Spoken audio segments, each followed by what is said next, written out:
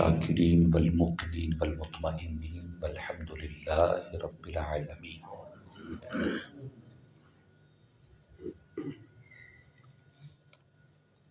قریب قریب تشریف لے آئیں، تھوڑا تھوڑا آگے آگے ہو جائیں۔ اللہ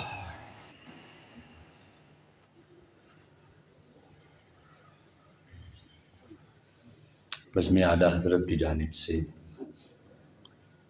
11ویں شریف اور یوم صدیق اکبر رضی اللہ تعالیٰ عنہ کے حوالے سے اس محفل کا انعقاد کیا ہے۔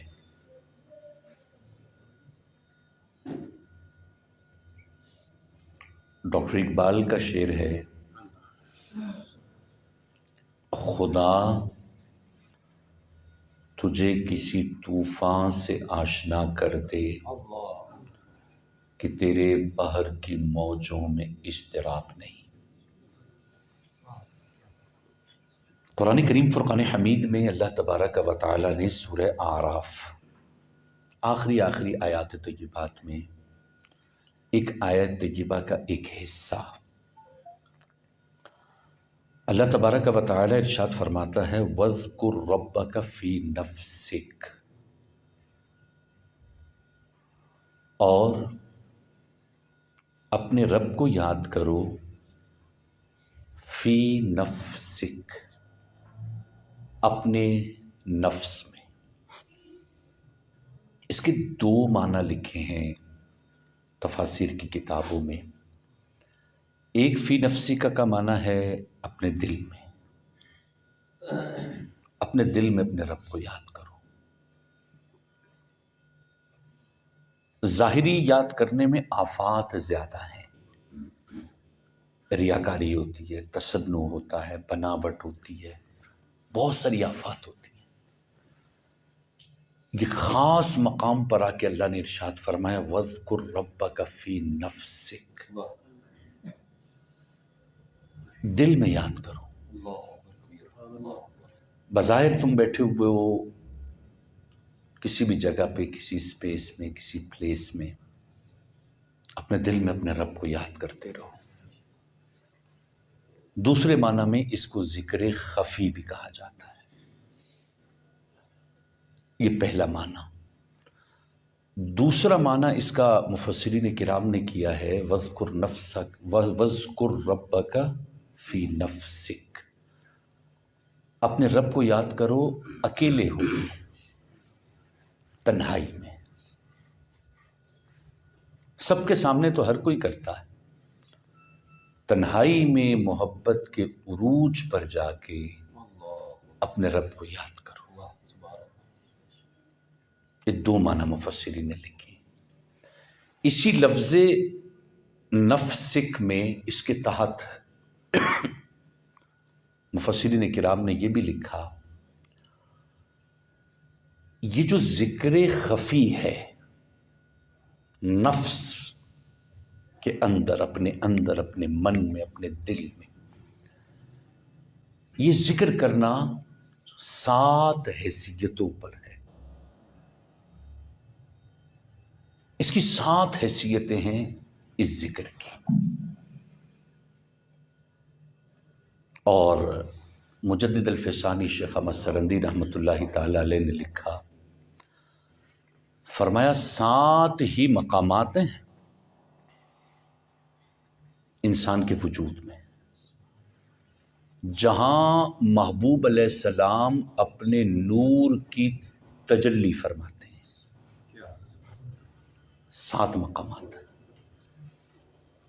جہاں محبوب علیہ السلام اپنے نور کی تجلی فرماتے ہیں، ان کو لطائف کہتے ہیں۔ یہ لطیفہ ہوتا ہے نا، لطیفہ۔ دیکھیں 11ویں شریف کی محفل ہو اور تصوفانہ رنگ نہ ہو، یہ خاصہ ہے 11ویں شریف کا کہ اس میں ہمیں سبق تصوف کا ملے گا، روحانیت ملے گی۔ اور موضوع ہے 22 جمادی الثانی سیدنا صدیق اکبر اب ان دونوں کی مطابقت دیکھیے گا، کمال ہے۔ 7 لطیفے ہیں جہاں پر نبی علیہ الصلوۃ والسلام اپنے نور کی تجلی فرماتے ہیں، نور دیتے ہیں، نور عطا کرتے ہیں۔ یہاں دوسرا معنی، نبی علیہ السلام انسان کے وجود میں 7 مقامات ایسے ہیں جہاں حضور توجہ کرتے ہیں۔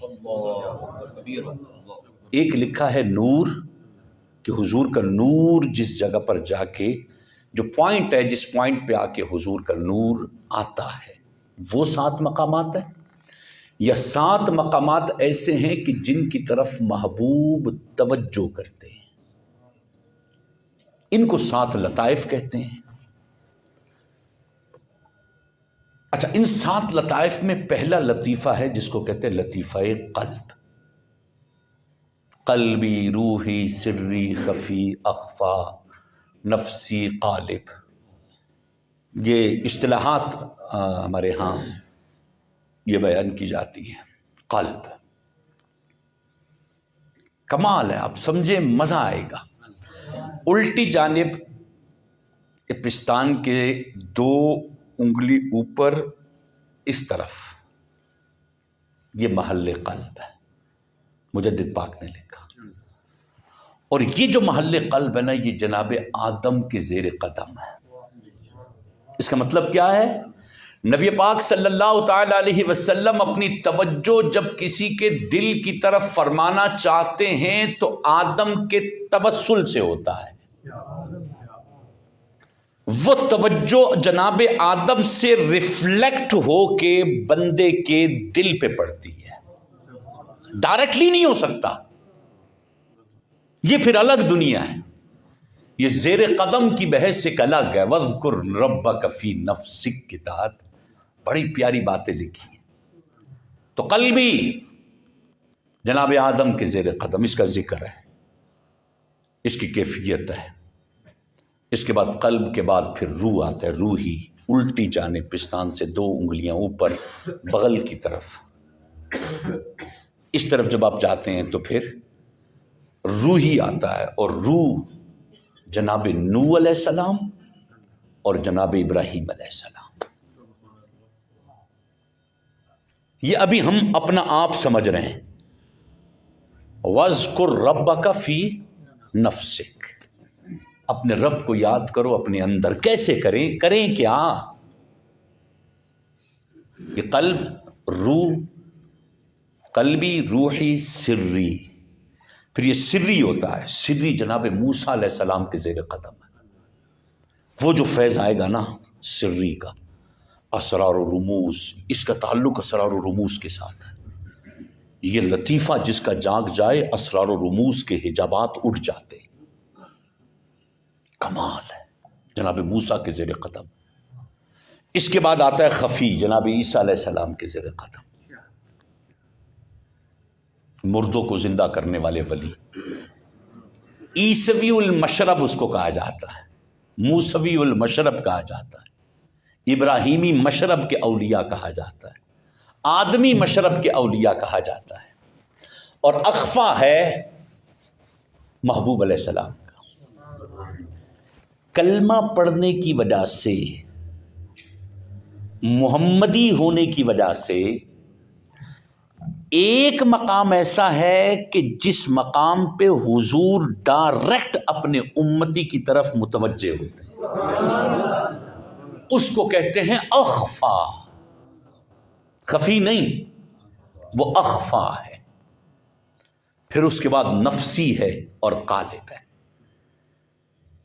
اچھا، یہ آج کی اس مجلس میں، اس محفل میں اس ذکر کرنے کا ایک مقصد تھا کہ سیدنا صدیق اکبر رضی اللہ تعالی عنہ کو متفقہ طور پر تصوف میں بھی اور علم کلام میں بھی متفقہ طور پر حضرت ابراہیم علیہ السلام کو محمدی المشرب کہا گیا ہے۔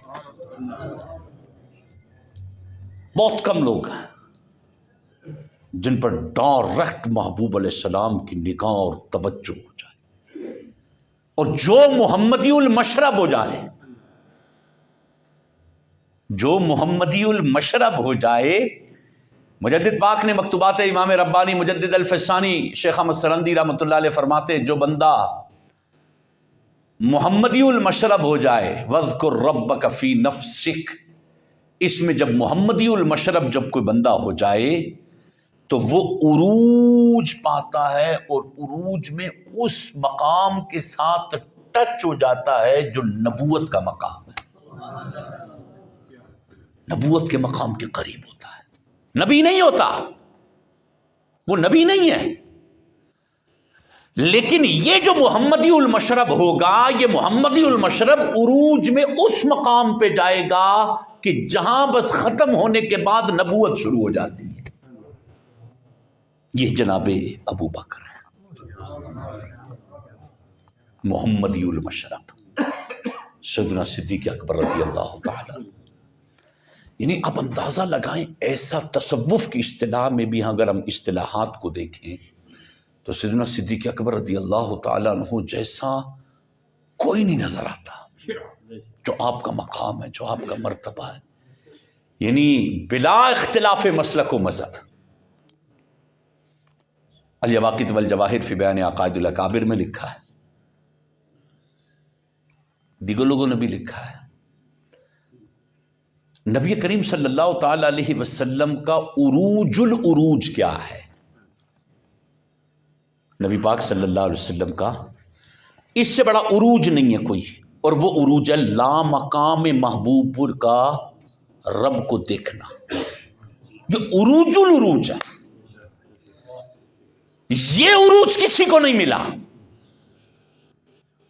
نہ کسی نبی کو، نہ رسول کو، نہ فرشتے کو، کسی کو نہیں ہے. لا مقام ایک ہی ہے، محبوب ہے اور محبوب کا رب ہے. وہ مقام اللہ، اب اس کو سمجھیے گا، اللہ جب لا مکان سے مکان کوہ طور پہ تجلی ڈالے تو آگ ہو جائے، جل جائے کوہ طور. لا مکان سے مقام میں تجلی ہو، اور لا مقام میں بلا کے تجلی ہو، اور وہ قربت بھی وہ ہے کہ فکان قاب قوسین او ادنا کے درجے کی قربت ہو. وہ قربت اس سے بھی او ادنا کی قربت ہو، اور وہ قربت بھی اس حالت کی ہو کہ جس کو اعلیٰ حضرت امام اہل سنت نے فرمایا کہ ہوا کہ آخر کے ایک بجرا تموجے باہرے ہو میں ابرا، دنا کی گود میں ان کو لے کر فنا کے لنگر اٹھا دیے تھے. فنا کے لنگر اٹھا دیے، بشریت اتار دی. سراغ اینا مدا کہاں تھا، نشان کیفا الہ کہاں تھا، نہ کوئی راہی، نہ سنگ منزل، نہ مرحلے تھے. اور پھر یعنی ایسے مقام پہ، اس مقام پہ خدا نے محبوب کو اپنے قرب خاص میں، خدا جانے وہ قرب کیسا تھا، اس قرب میں بلایا. اور یعنی اولیاء کی جماعت کا اتفاق ہے اس بات پر، اس قرب کے وقت، اس قرب کے لمحات میں اللہ نے محبوب سے کلام بھی ابو بکر کی آواز میں کیا. آپ سوچو یار، نہ کرتا ابو بکر کے آواز میں کلام، رب نہ فرماتا، نہ کرتا. وہ اعلیٰ حضرت امام اہل سنت نے لکھا ہے، کلام میں کئی مقام کلام تھا کہ زباں کو انتظار گفتن، زباں کو انتظار گفتن، اور گوشت کو حسرت شنیدن. زباں کو انتظار گفتن تو گوشت کو حسرت شنیدن. وہاں جو کہنا تھا کہہ لیا تھا، جو بات سننی تھی سن چکے تھے. لیکن وہ جو سارا کلام ہے، الواقت والجواہر فی بیان عقائد الاکابر میں لکھا، وہ جو سارا یہ جو معراج ہے، یہ جو ملاقات ہے، یہ جو قرب ہے، یہ وصل کا جو یہ جو مقام ہے، کہ جہاں رحمان نے محبوب کو بلا کے اپنا جلوہ، اور ایک کمال جملہ لکھا ہے اولیاء نے، فرمایا اللہ تو محبوب کو ادھر بھی دیکھ رہا تھا، اللہ تو محبوب کو ادھر بھی دیکھ رہا تھا، ادھر بلا کے دیکھنا چمانہ دارت، ادھر بلا کے اللہ نے خود کو محبوب کو دکھایا ہے۔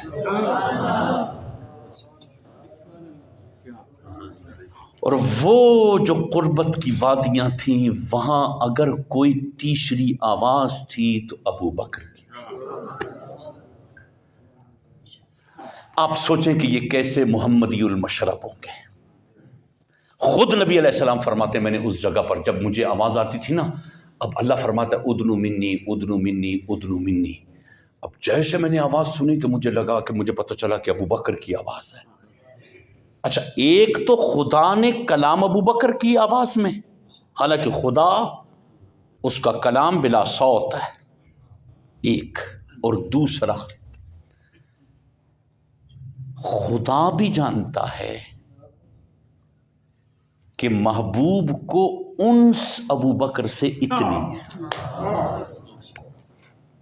پیار اتنا ہے کہ جب اس مقام پہ جب بندہ اس جگہ پر جاتا ہے نا، لا مقام میں جاتا ہے تو ایک خوف، ایک کیفیت، ایک جلال، ایک کیفیت ہے اس مقام پر جا کے، وہاں قربت کی وادیوں میں جا کے، وہاں جو لا مقام میں جا کے وہ جو ایک کیفیت ہے نا بندے کی، ایک لمحے ہم تو فیل بھی نہیں کر سکتے اس کو، وہاں جو فیل ہوئی، اور وہ بھی محبوب کو، ان کی انسیت کے لیے اللہ نے بھی کلام کیا ہے، تو ابو بکر کی زبان میں آواز میں مقام تھا۔ اچھا، یہ مقام کسی صحابی کو نہیں ملا،